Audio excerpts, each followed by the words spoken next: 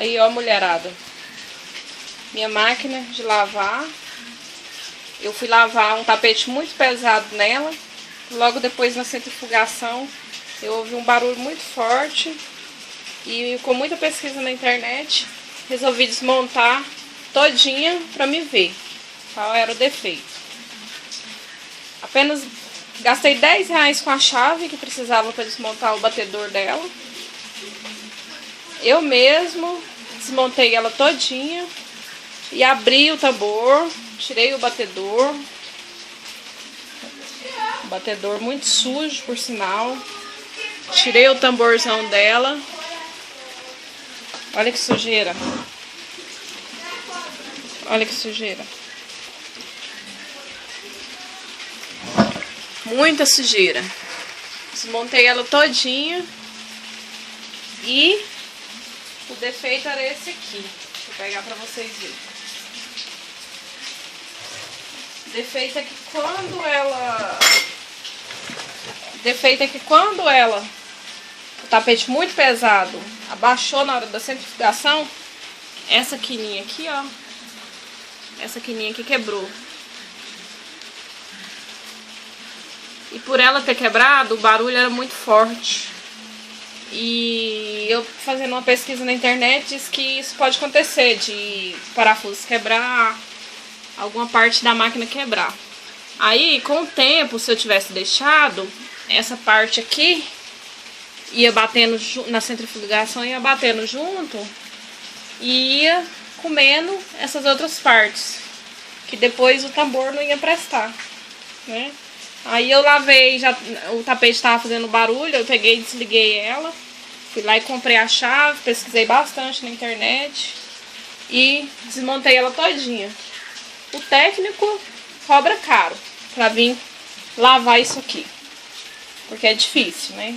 Lavar, ó a sujeira. Mas já que eu tirei e consegui tirar, né? A gente tem que tirar com cuidado, porque é muita fiação, principalmente nessa tampa aqui, ó. É muita fiação.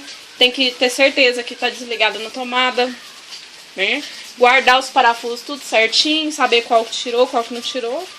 E achei até um... Deixa eu ver se eu acho aqui. Achei até um pedaço de cortador de unha dentro.